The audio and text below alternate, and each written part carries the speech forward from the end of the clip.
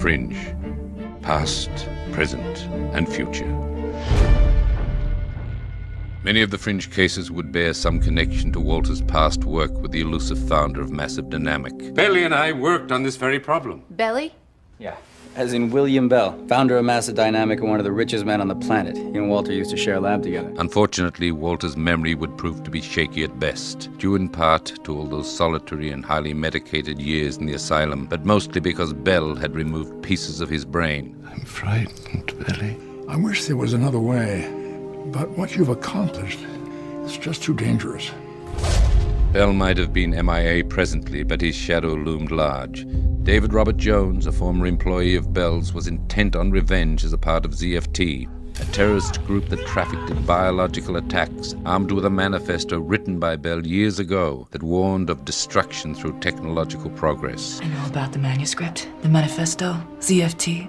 I know that you believe that there's some kind of war coming. Read it? And that you're recruiting warriors. You don't believe you're worthy? ZFT set out to activate the so-called Cortexiphan kids from Bishop and Bell's drug trials all those years back. Testing, which it turns out, had left a large imprint on the lives of its subjects ever since. I think they meant for us to forget. They just couldn't. You were always the strong one. Whenever I got scared, you could make me feel better. Do you remember all of it? Olivia was stunned to discover that she was one of these kids, subjected to the Cortexiphan experiments by Bishop and Bell. Walter, you were there. And you knew. We were trying to help. We meant no harm. No harm. You were drugging children, Walter. Why did you do it? We were trying to prepare you. Something terrible is coming. What? I can't remember. The secrets of the past can only stay buried for so long, as Walter revealed the existence of the alternate universe to Peter, but not the shocking reasons behind his exploration of it. Something was lost to me, Peter. I became convinced that if only I could cross over myself, then I could take from there what I had lost here.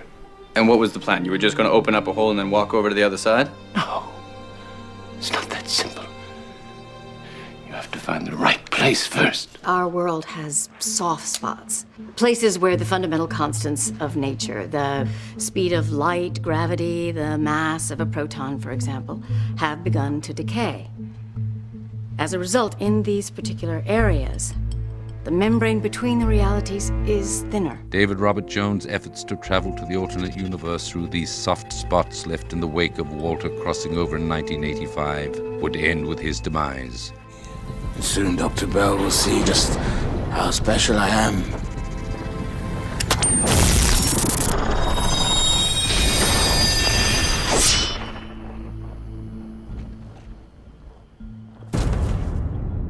William Bell, who had been living in this alternate universe for some time, unable to cross back, decided it was time to bring Olivia over.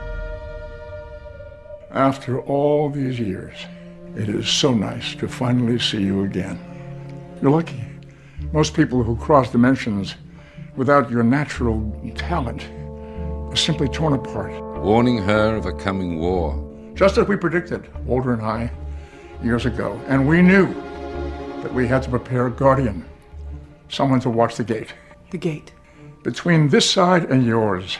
The other universe had a first wave already in our world. They have designed hybrids, part organic tissue, part machine, that can do things that humans can't.